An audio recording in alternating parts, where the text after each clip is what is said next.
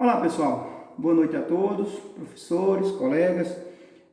O motivo de eu estar gravando esse vídeo já foi informado aí no grupo, né? Estou com um problema com a internet, principalmente no período da noite, não está legal, e aí pensando em que eu poderia ter problemas, eu acabei gravando esse vídeo para dar continuidade aí nos trabalhos junto com minha equipe.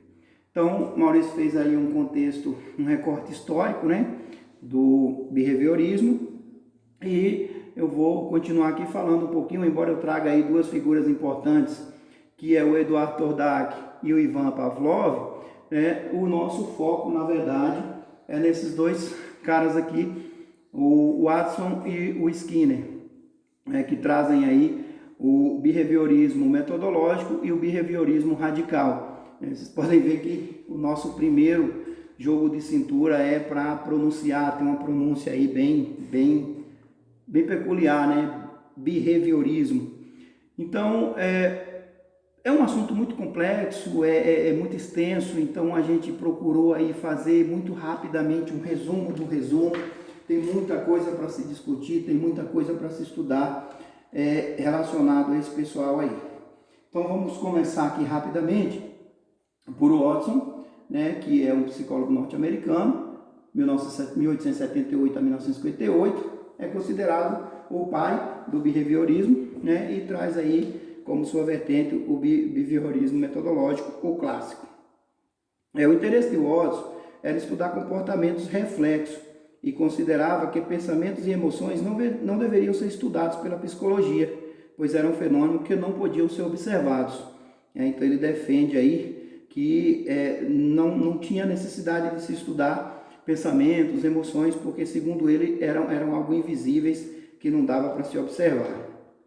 Então, através desses métodos, ele passa a trabalhar o comportamento reflexo, e ele diz que é um tipo de ação que a gente não consegue segurar, né? Que é o comportamento que gera um reflexo, que é o caso da salivação, o bocejo, o espirro, por exemplo, né?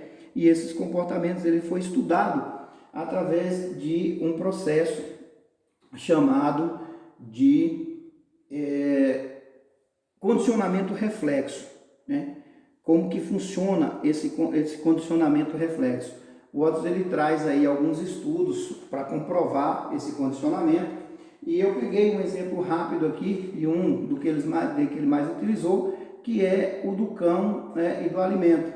Então ele diz que ao oferecer um alimento a um cão, automaticamente ele vai salivar como resposta, né? Então o alimento seria um estímulo incondicionado e a salivação do cão seria a resposta. Então, dentro desse estudo dele, para chegar a esse comportamento reflexo, o que ele faz? Ele adiciona um condicionante, um novo estímulo, que, num primeiro momento, é um estímulo neutro. E o que ele utiliza para esse estímulo neutro? Ele utiliza uma campainha, e toda vez que ele passa a oferecer o alimento ao cão, ele faz um barulho com essa campainha.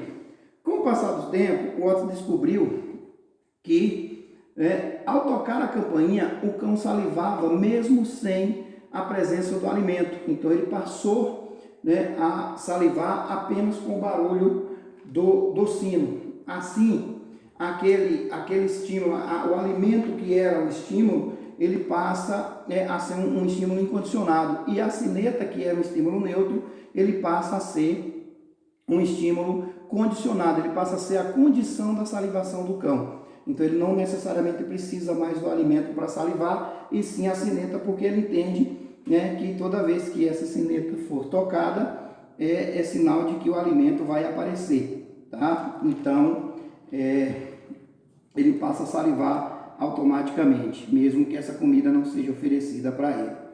Então é isso, essa é uma parte rápida, uma explicação rápida. Como eu falei para vocês, é um tema muito extenso, é muita coisa para se estudar, e como o foco principal é o Skinner, embora os estudos de Watson sejam bem interessantes, a gente vai andar um pouquinho mais para Skinner. E Skinner, em 1945, ele estuda, se por um lado Watson tinha um comportamento reflexo, Skinner já estuda o comportamento operante. E nesse estudo, pensamentos e emoções já são vistos por Skinner, que também já trabalha aí com o behaviorismo radical, como vocês viram lá no início. Então ele estava interessado em estudar o comportamento operante, completamente diferente do comportamento reflexo de Watson.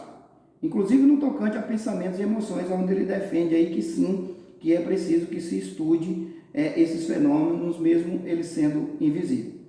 No condicionamento operante, primeiro, o organismo ele emite um comportamento, e aí como que seria isso?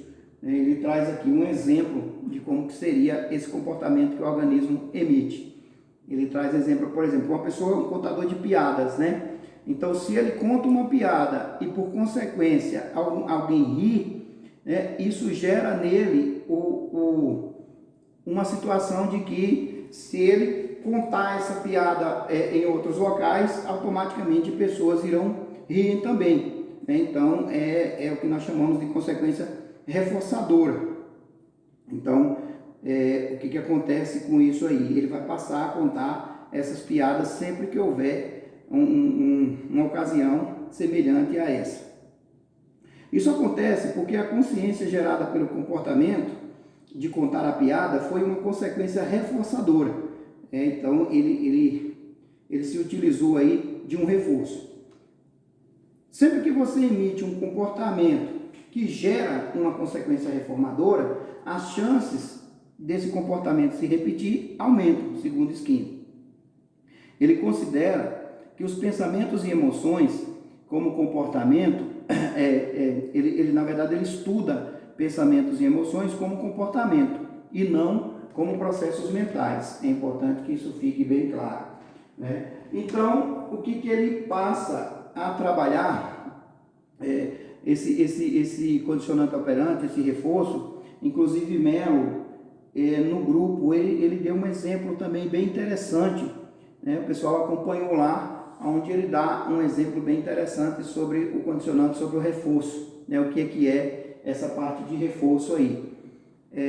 Então, ele fala aqui de reforço positivo e de reforço negativo. Nós vamos ver o que é esse reforço positivo e o que é esse reforço negativo. O reforçamento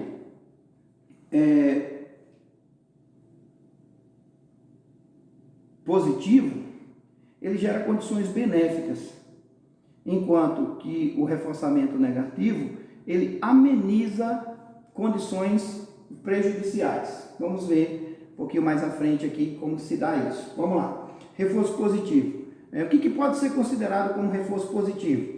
Ele diz que comida, água, sexo, dinheiro, aprovação social, conforto físico, tudo isso gera no ser humano um reforço positivo. Ele destaca inclusive o dinheiro, né, que é um dos mais, ele considera como um reforço universal, até porque através dele é possível aí se conseguir outros reforços, né?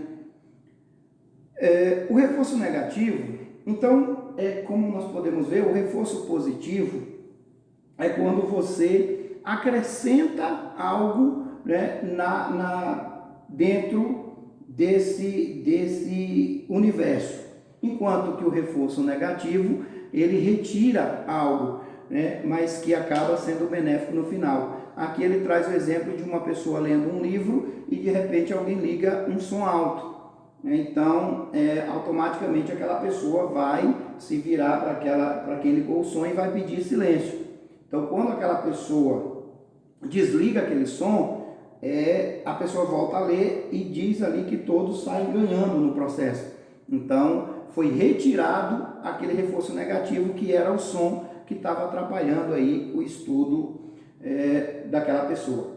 Então, o reforço positivo, ele é um estímulo de interesse, ele é adicionado. Esse estímulo de interesse ele é adicionado, enquanto que no reforço negativo é um estímulo aversivo, ou seja, contrário, que é removido, como a gente pode ver. Então, no caso do dinheiro, né, você tem aí um estímulo a mais. Você trabalhar tantas horas, eu vou te pagar mais, enquanto que no adverso, no aversivo, você tem que retirar algo para que aquela condição ocorra. Então, o reforçamento de comportamento precedente. Agora nós vamos para as implicações pedagógicas.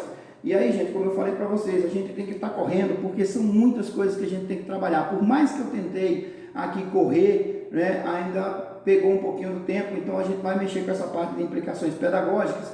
E aí o nosso colega Saulo vai dar continuidade a partir daqui. Ele vai trabalhar um pouquinho aí com essa parte pedagógica, trazendo inclusive um pouco disso aqui para a nossa realidade nacional. Ok? Tenham todos uma boa noite e agradeço a todos. E vamos deixar, depois dessa aula a gente abre para os debates.